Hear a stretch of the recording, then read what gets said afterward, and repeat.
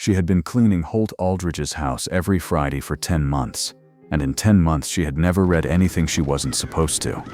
This was not a rule she had articulated. It was simply how she understood her work. You cleaned the surfaces you were paid to clean. You moved the things that needed moving and put them back where they were. You did not read the letters on the desk or the papers in the drawer or the names in the account book, even though you could, because the not reading was part of what you were paid for as much as the cleaning was. On the Friday in October, she found his journal on the kitchen table. It was open.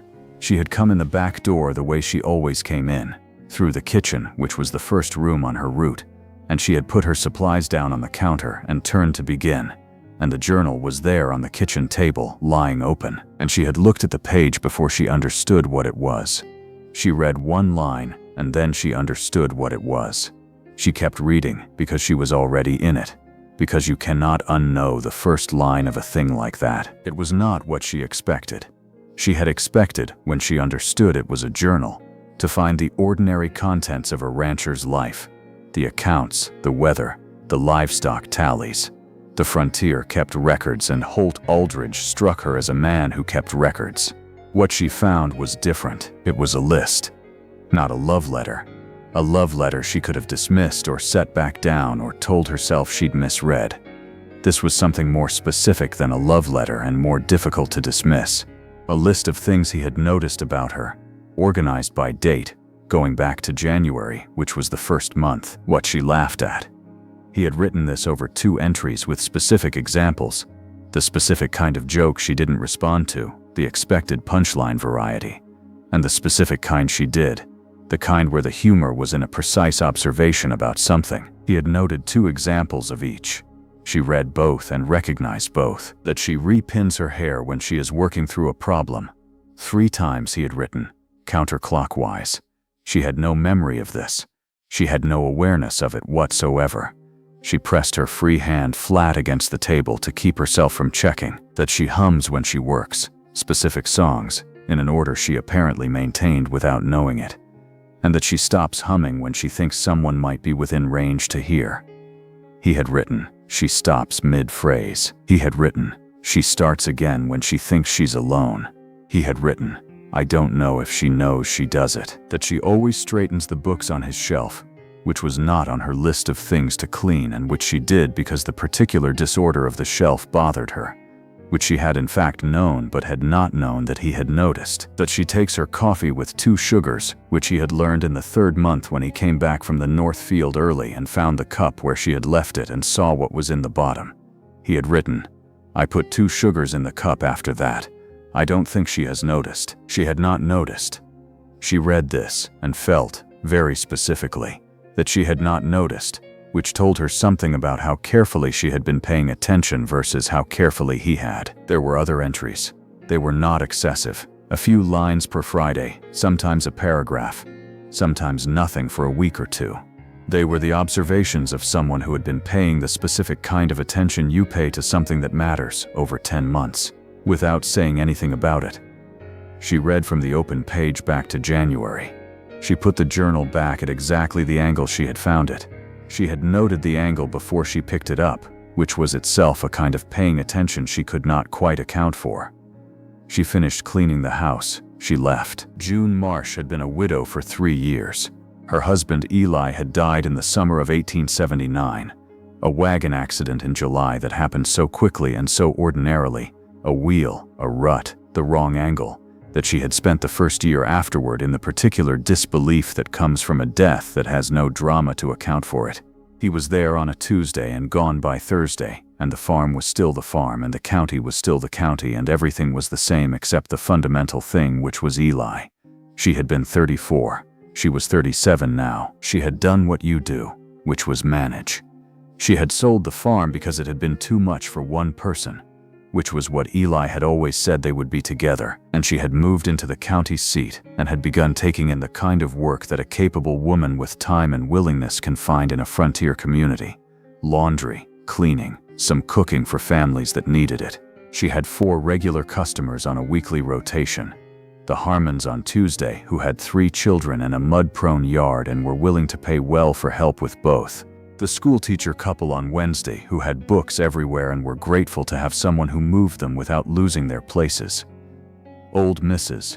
Fletcher on Thursday, who was 90 years old and whose house required more maintenance than cleaning and who paid in food as often as money and who told June the same 4 stories every week with the complete freshness of someone telling them for the first time. And Holt Aldridge's place on Friday, which was the last house on her route and the one she saved for last. She had not thought much about Holt Aldridge in the first months. He was a steady customer in the specific way that made him easy to work for. The house was already tidy when she arrived, which meant she was cleaning rather than excavating, and he always left the exact right money on the counter beside a cup of coffee that he made before leaving for the North Field. She drank the coffee while she worked and had formed the habit of leaving the cup in the same spot when she was done, which he had apparently noticed because he always left it in that spot for her. They had spoken perhaps 40 sentences in 10 months, all practical, all brief. He was almost never there when she came and always gone before she left. And she had not thought much about him beyond the fact that he was a good customer. She thought about him on the road home, which was a 6-mile road she had been driving every Friday for 10 months without thinking much about. She thought about the journal and what was in it, and whether the journal being open was an accident. And she arrived at the conclusion that it was not an accident, which was its own kind of information. A man who wrote things down with that level of specificity, who noted counterclockwise, who noted since the 3rd month, was not a man who left things open by accident. She thought about the hairpinning. She had no memory of doing it. She had been doing it apparently for 10 months on his Fridays, 3 times counterclockwise when she was working through a problem and he had noticed it, and she had not known she did it until she read it in his handwriting. She had repinned her hair twice on the road home and caught herself both times and felt, each time, the specific awareness of being observed that you feel when you learn someone has been watching something you didn't know you were doing. She thought about what she would have done if he had said something.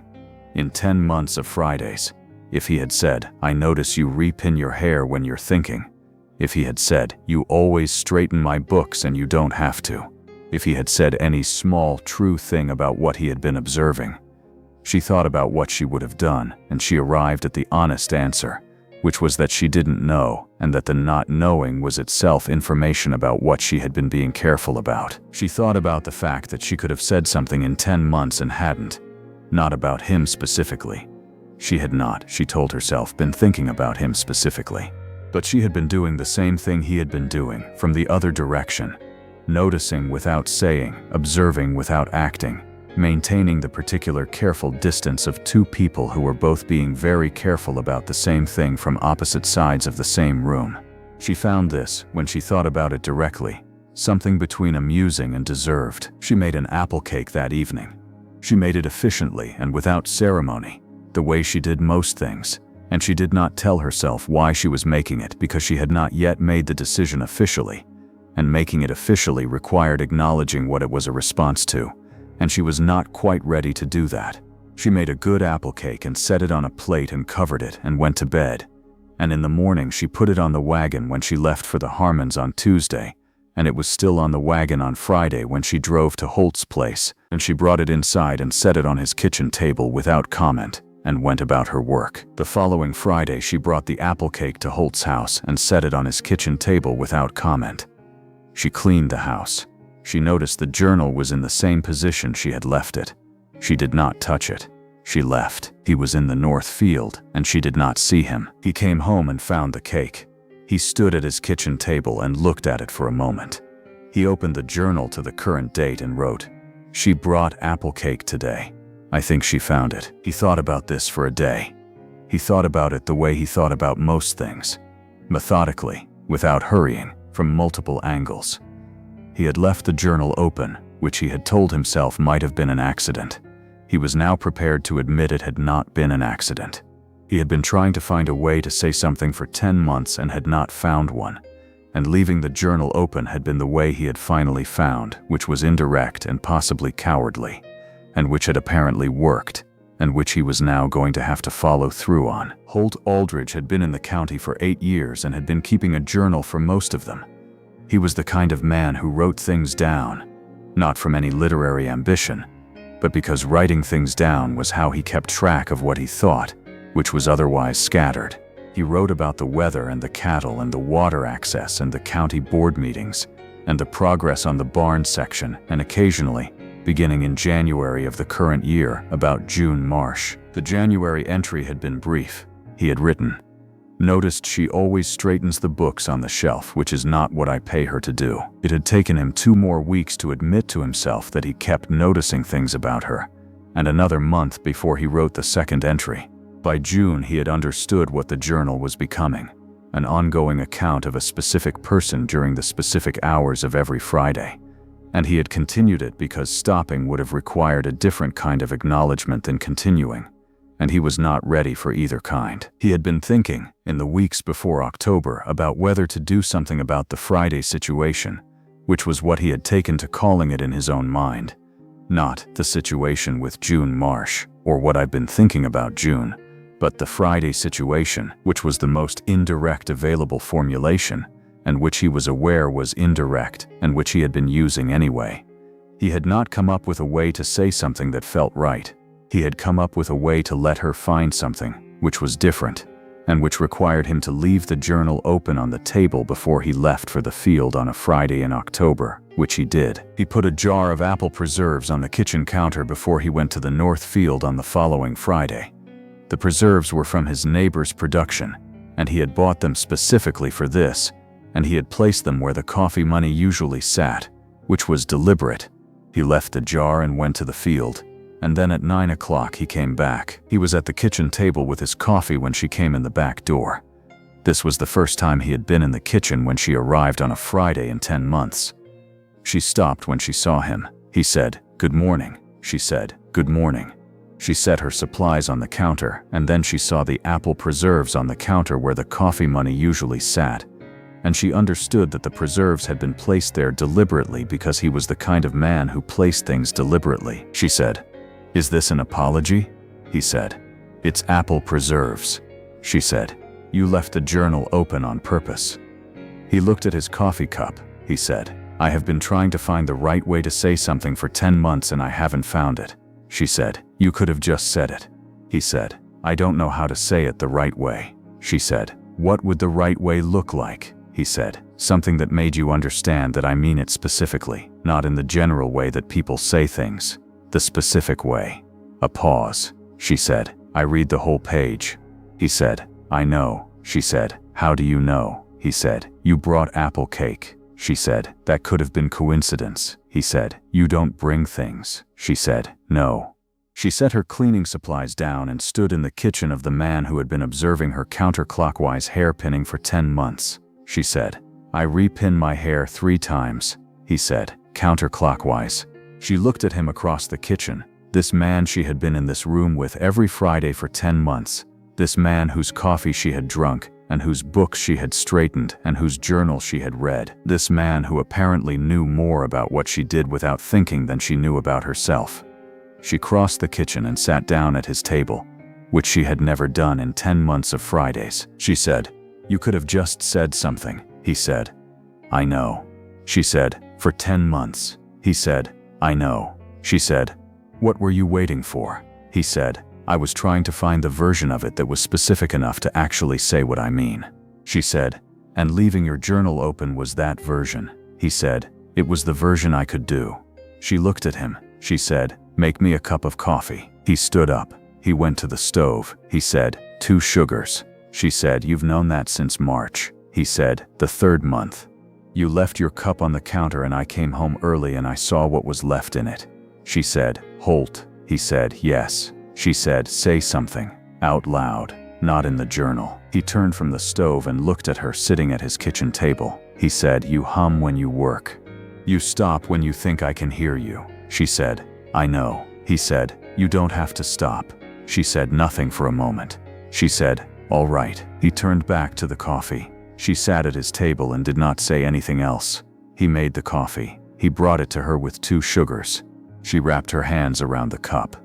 The October morning came through the window with the particular light of a Friday that had gone differently than expected. She was at his table. He was at his table. This was different from 10 months of Fridays and was also in some specific way she was only beginning to understand, exactly the same Friday it had always been, arrived at from the other side. She hummed quietly the song she always hummed on Fridays. She did not stop when she thought he might hear. He listened and did not say anything about it, because she was still humming, and that was enough. He wrote in his journal that evening. She stayed for coffee. She hummed the whole time she was here. She didn't stop when she thought I could hear. He sat with the journal for a moment.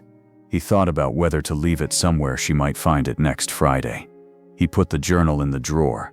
He had been saying things in it for 10 months, and she had read one page and brought apple cake and sat at his table and hummed without stopping. And he thought that was sufficient evidence that saying things out loud was worth attempting, even though it was harder than writing them down. He washed both coffee cups that evening, which took longer than washing one but was not significantly more difficult, and set them on the counter to dry in the October evening light. 2 cups. He thought that was probably going to keep being the case. He thought he was all right with that. Next Friday, before he went to the North Field, he left 2 cups on the counter beside the coffee money.